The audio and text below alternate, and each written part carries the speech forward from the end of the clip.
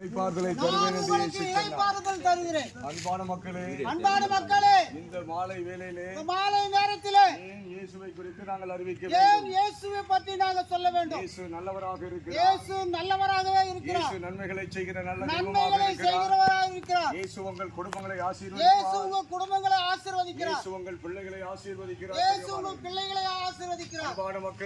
அன்பான மக்களே, ஆதியிலே கடவுள் வார்த்தையாக இருந்தார். ஆதியிலே தேவன் வார்த்தையாக இருந்தார். ஆதியிலே கடவுள் வெளிச்சமாக இருந்தார். ஆதியிலே தேவன் வெளிச்சத்தை உண்டாக்கினார். ஆதியிலே வானத்தையும் பூமியும் தன்னுடைய வார்த்தையை கொண்டு இயேசு உண்டாக்கினார். ஆதியிலே தேவன் வானத்தை கொண்டு வெளிச்சத்தை உண்டாக்கினார். அன்பு மக்களே, அன்பு ஜனங்களே, அன்பு ஜனங்களே, வார்த்தை கொண்டு மனிதனையும் உண்டாக்கினார் என்று சத்திய வேதம் சொல்கிறது. மனிதன் உண்டாக்கினார் என்று சத்திய வேதம் சொல்கிறது. நீங்களும் நானும் கடவுளால் படைக்கப்பட்ட மனிதர்கள். நீங்களும் நானும் கடவுளால் படைக்கப்பட்ட மனிதர்கள். தன்னுடைய சுவாசத்தை, நாசின் சுவாசத்தை மனிதருக்குள்ளே அனுப்பினார் என்று வேதம் சொல்லுகிறது. அவர் தமது சுவாசத்தை நாசிலே ஊதினார் என்று வேதம் சொல்கிறது. நீங்களும் நானும் வேற எந்த சாயலும் அல்ல. நீங்களும் நானும் எந்த சாயலும் அல்ல. கடவுளுடைய சாயலாக நாம் படைக்கப்பட்டோம். பிரியமானவர்களே, தேவனுடைய சாயலாக படைக்கப்பட்டோம். நல்ல முறையிலே கடவுள் நம்மளை மனிதனை உண்டாக்கினார். நல்ல முறையிலே மனிதர்களை உண்டு பண்ணினார். ஆணும் பெண்ணுமாக உண்டாக்கினார். அவர்களை ஆணும் பெண்ணுமாக சிருஷ்டித்தார். ஏதேன் தோட்டத்திலே அவர்கள் அழகு பார்த்தார். பிரியமானவர்களே, ஏதேன் தோட்டத்திலே அவர்கள் வைத்து அழகு பார்த்தார். என்றைக்கு மனிதர்கள் பாவம் செய்தார்களோ, அன்று முதல் கடவுளுக்கும் மனிதனுக்கும் மிகப்பெரிய பிளவு உண்டாயிற்று. அன்று முதல் கடவுளுக்கும் தேவனுக்கும் மிகப்பெரிய பிளவு உண்டானது. பாவம் வந்ததினாலே கடவுளுக்கும் மனிதனுக்கும் மிகப்பெரிய பிளவு உண்டாயிற்று. பிரியமானவர்களே, மிகப்பெரிய பிளவு உண்டானது. அந்த பாவத்தை போக்கும்படியாக வெளிச்சமாக இருந்த கடவுள், வெளிச்சமாக இருந்த தேவன், வார்த்தையாக இருந்த கடவுள், வார்த்தையாக இருந்த தேவன் மனிதனாக இந்த பூமிக்கு வந்தார். இந்த பூமிக்கு வந்தார். அவர் பேர்தான் ஆண்டவராகிய இயேசு கிறிஸ்து. அவர்தான் ஆண்டவராகிய இயேசு கிறிஸ்து. இயேசு இந்த பூமிக்குரியவர் அல்ல. இயேசு இந்த பூமிக்குரியவர் அல்ல. இயேசு வானத்துக்குரியவர். இயேசு வானத்துக்குரியவர். இயேசு வானத்துக்குரியவர். பிரியமானவர்களே, இயேசு வானத்துக்குரியவர். நம்முடைய பாவ சாபங்களை நீக்கும்படியாக, நம்முடைய பாவ சாபங்களை நீக்கும்படியாக, நம்முடைய அக்கிரமங்களை நீக்கும்படியாக, நம்முடைய அக்கிரமங்களை நீக்கும்படியாக இயேசு ஒருவரே வானத்திலிருந்து இந்த பூமிக்கு வந்து, இயேசு ஒருவரே வானத்திலிருந்து இந்த பூமிக்கு வந்து மனிதர்களுக்காக இரத்தத்தை சிந்தினார். மனிதனுக்காக இரத்தம் சிந்தினார். ஏன் இரத்தம் சிந்த வேண்டும்? ஏன் அவர் இரத்தம் சிந்த வேண்டும்? இரத்தம் சிந்துதல் இல்லாமல் பாவ மன்னிப்பு இல்லை. இரத்தம் சிந்துதல் இல்லாமல் பாவ மன்னிப்பு இல்லை. அன்பு ஜனங்களே, அன்பு மக்களே, அன்பு ஜனங்களே, அன்பு மக்களே, இயேசு கிறிஸ்துவினுடைய இரத்தம், இயேசுவின் இரத்தம் சகல பாவங்களை நீக்கி நம்மை சுத்திகரிக்கிறது.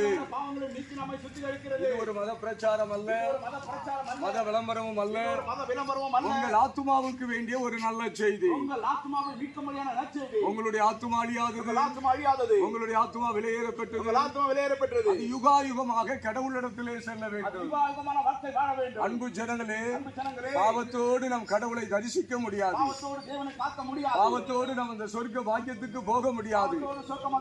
ஆகவே கடவுளே மனிதனாக இந்த பூமிக்கு வந்து நம்முடைய பாவ சாபங்களை ஏற்றுக்கொண்டு நமக்காக இரத்தத்தை சிந்தி, இரத்தம் மரித்து மூன்றாம் நாள் உயிரோடு எழுந்தார். பிரியமானவர்களே, ஏதோ மரித்த இயேசுவை உங்களுக்கு அறிவிக்கவில்லை, மாறாக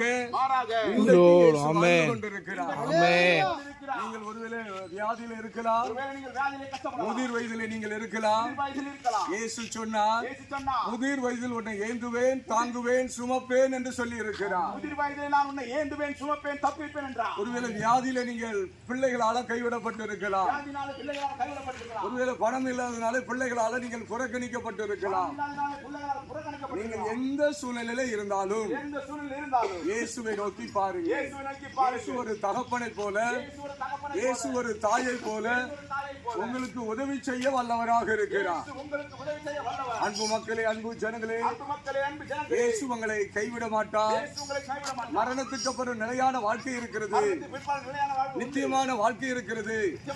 அந்த நித்தியமான வாழ்க்கை இயேசு உங்களுக்கு தருகிறார். பிரியமானவர்களே, நம்முடைய ஆத்துமா அழியாதது, நம்முடைய ஆத்துமா விலையேறப்பட்டது.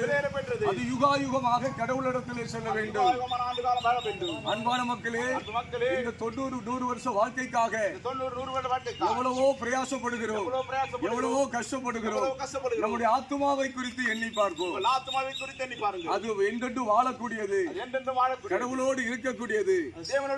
இயேசுவே என் உள்ளத்திலே வாரும் என்று கூப்பிட்டால் போதும், உங்கள் உள்ளத்திலே சமாதானத்தை தருகிறார், நிலையான வாழ்க்கை தருகிறார், நித்தியமான வாழ்க்கையை தருகிறார்.